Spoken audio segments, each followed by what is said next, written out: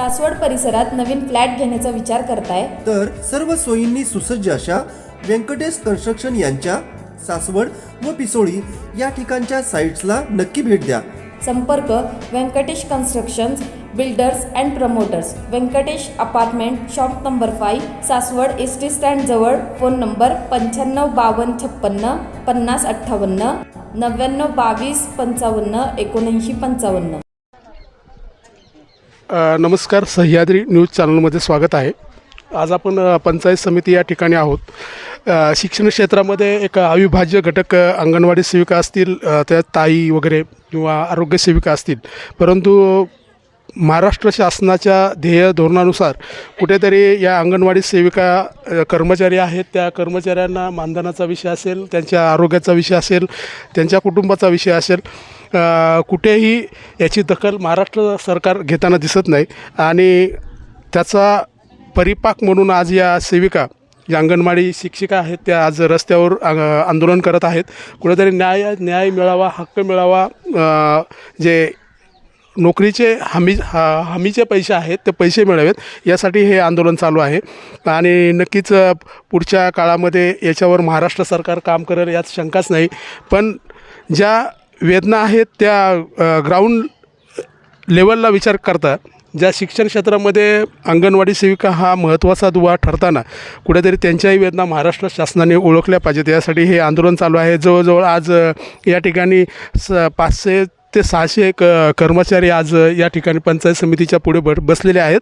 या संदर्भात पुरंदर तालुका अध्यक्षा छाया भुजबळ बोलतील यापुढे.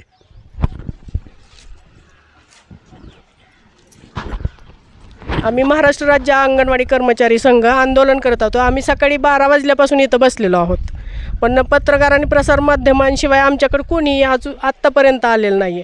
पण आम्ही जर एक आकडा जरी दिला नाही ना, तर आमच्यावर कारवाई केली जाते.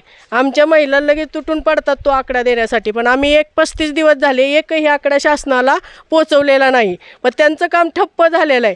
पण त्या सेविका मदतनीस इथं उन्हात येऊन बसल्यात. एकही CDPO किंवा सुपरवायझर मॅडम कुणीही चौकशीसाठी सुद्धा आलं नाही. एक माणुसकीच्या दृष्टीने आम्हाला वाटलं होतं आम्ही त्या ऑफिसच्या शेजारी बसलोय म्हटल्यावर आमची चौकशी करायला येतील की काय नाही, किमान फक्त तोंडी पाठिंबा देऊन आणि हे संघर्ष काय मिटणार आहे का? तरी माझं संघटनेतर्फे सगळ्यांना आवाहन आहे, जोपर्यंत आपला संप चालू आहे त्या संपात आपण सहभागी राहूया. आणि ज्या सेविकेवर कारवाई होईल त्यांना सुद्धा बरोबर घेऊन चालूया. त्यांच्यावर कारवाई होणार नाही ह्याची आपण त्यांना म्हणजे ग्वाही देऊया, संघटनेतर्फे ग्वाही देऊया की बाबा तुला काही होणार नाही, आम्ही तुझ्या पाठीशी आहे. आणि त्यांनी आम्हाला आता नोटीस पाठवलेल्या आहेत, म्हणजे प्रकल्पाने आम्हाला नोटिसा पाठवल्या आहेत. पण आम्ही सर्वांना सांगितलं की कोणीही घाबरायचं नाही, आम्ही तुमच्या पाठीशी आहोत.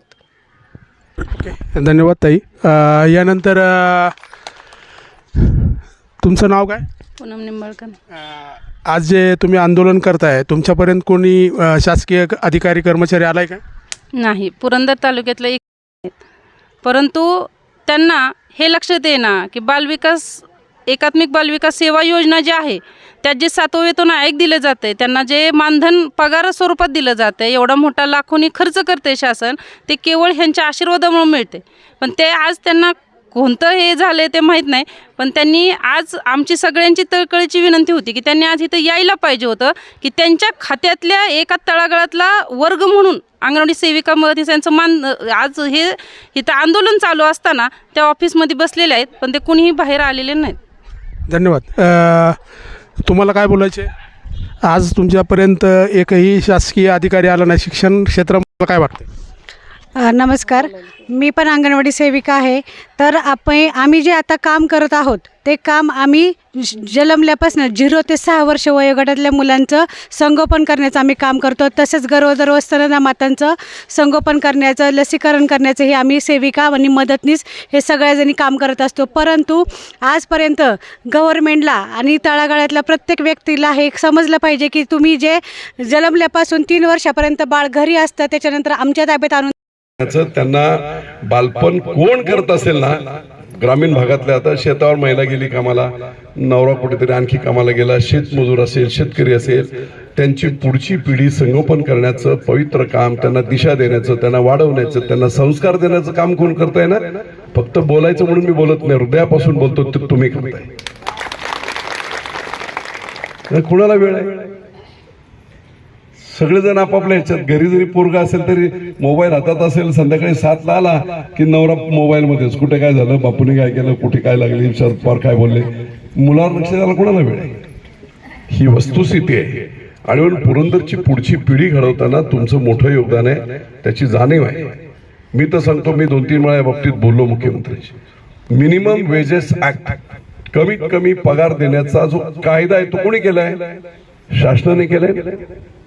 मग तो मिनिमम वेजेस ऍक्ट दिला पाहिजे ना. आपण दुसऱ्यांना एखाद्या कंपनीमध्ये 12,000च्या खाली पगार द्यायचा नाही तुम्ही सांगता, आणि शासकीय जो माणूस काम करतोय, भले तो शासनात नाहीये, मानधन, तर त्यांना निदान मिनिमम वेजेस तर दिला पाहिजे. आता किती पगार आहे तुम्हाला? 10 आणि 5. मिनिमम वेजेस मध्ये गेल्यानंतर तुम्हाला 12,500-13,000 रुपये दोघांनाही मिळतील. इतर राज्यामध्ये आहे. दुसरी बाजू याची समजून घ्या. तुम्ही आम्ही शेवटी सर्व सरकार चाललं पाहिजे. तुम्हाला माहिती आहे, आता सध्या 5 लाख कोटीचं बजेट आहे. मी मंत्री म्हणून काम केलंय, जवळून बारकाईने 5 लाख कोटीचं बजेट आहे वर्षाचं, एका वर्षाचं राज्याचं. त्या 5 लाख कोटीमध्ये पगारावर 17 लाख कर्मचारी आहेत. पगारावर किती खर्च व्हावा? 78% खर्च होतोय पगारावर. 78%. म्हणजे 5 लाखातले 4 लाख कोटी पगारावर जात आहे. शासन विकासाचं काम कसं करणार? आणि म्हणून कुठेतरी असा विचार निश्चितपणे आता चाललेला आहे की कधी कधी त्या पॉलिसी मॅटरला लोकांना राग येतो की एकेकाचा पगार 2-2 लाख रुपये, एका बाजूला 10,000 रुपये, दुसऱ्या बाजूला 2 आणि 2,500. कुठेतरी याचा साकल्याने विचार व्हावा. अशा प्रकारचं राज्य शासनाचं धोरण चाललेलं आहे. मला खात्री आहे, पाणी देणं त्रास होत असेल तर आत देऊन बसू. 4 डिसेंबर पासून बापू आम्ही महाराष्ट्रभर अंगणवाडीताई 2 लाख संपामध्ये आहे. त्याच्या अगोदर आशाताईंनी संप केला होता, त्याही आज पाठिंबा देण्यासाठी या ठिकाणी आहेत. खऱ्या अर्थानं तळागाळामध्ये काम करणाऱ्या ह्या 2 भगिनी, एक मोठी बहीण आणि एक छोटी बहीण आहे, आणि हातात हात घालून चाललेले आहे. सन्माननीय तानाजी सावंत आरोग्यमंत्री यांनी मागच्या जो काही संप झाला मागच्या महिन्यामध्ये 2 महिन्यापूर्वी, त्यावेळेस आशाताईंना 7,000 रुपयाची मानधन वाढ आणि गटप्रवर्तकताईंना 10,000 रुपयाची मानधन वाढ, अशा प्रकारचं लिखी स्वरूपामध्ये या ठिकाणी त्यांनी आम्हाला लिखी पत्र देऊन आम्ही तो संप त्या ठिकाणी थांबवला होता. त्याचबरोबर मागचा जो संप जो अंगणवाडीचा जो झाला, त्या संपाच्या कालावधीमध्ये आशाताईंचा पण अंगणवाडीताईंचा पण त्या ठिकाणी झाला. त्यावेळेस 1,500 रुपयाची वाढ दोघांनाही दिली. त्याबद्दल सरकारचा आम्ही नक्कीच आभार त्या ठिकाणी व्यक्त करतो. खरोखर त्या ठिकाणी दखल चांगली त्यावेळेस घेतली गेली. अशा परिस्थितीमध्ये त्यावेळेस अंगणवाडीचा संप चालू असताना 17 आज आपण पाहतोय अंगणवाडी सेविका, मदतनीस, आशा वर्कर, आरोग्याचं काम असेल, लहान मुलांचं शैक्षणिक आरोग्य चांगलं राखण्याचं काम त्या ठिकाणी आमच्या भगिनी करतात. कोरोनाच्या काळामध्ये सगळ्यात जास्त काम केलं असेल तर आशा वर्कर, अंगणवाडी सेविका आणि मदतनीस. आणि तरी सुद्धा शासन त्या ठिकाणी दुर्लक्ष करते. खरं तर 10,000 रुपये पगारामध्ये काय होते, 300 रुपये रोजानी त्या ठिकाणी कोणी महिला क्षेत्रामध्ये काम करत नाही.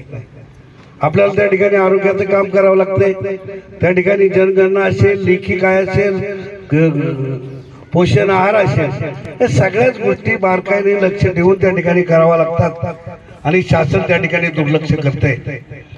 आम्ही सर्वजण आपल्या पाठीशी उभे आहोत. परवा सुद्धा खासदार सुप्रियाताई सुळेंनी शेवटपर्यंत मी अंगणवाडी सेविका, मदतनीस यांच्या पाठीशी ठामपणे उभा राहील असं त्यांनी सांगितलंय. त्यांच्या वतीने आपल्याला पाठिंबा व्यक्त करतो. आणि मॅडम या ठिकाणी विनंतीवरून आल्यात, निवेदन स्वीकारलं. मॅडम, तुम्ही जरी पोस्टाने तुम्हाला निवेदन आलं असलं तरी शेवटी आपल्या दारामध्ये आल्यात. मीच त्यांना बोलून घेतलं, आपल्या दारामध्ये आल्यात निवेदन द्यायला, की यांना आपलं काम आहे. आणि निवेदन स्वीकारून आपण आपली सुद्धा त्या ठिकाणी चांगली शिफारस करून शासनाला पाठवावी ही आपल्याला विनंती करतो. बापू त्या ठिकाणी शासनात काम करतात. मला वाटतं बापूंनी लगेच जाहीर करावं अशी बापूंना विनंती करतो. धन्यवाद.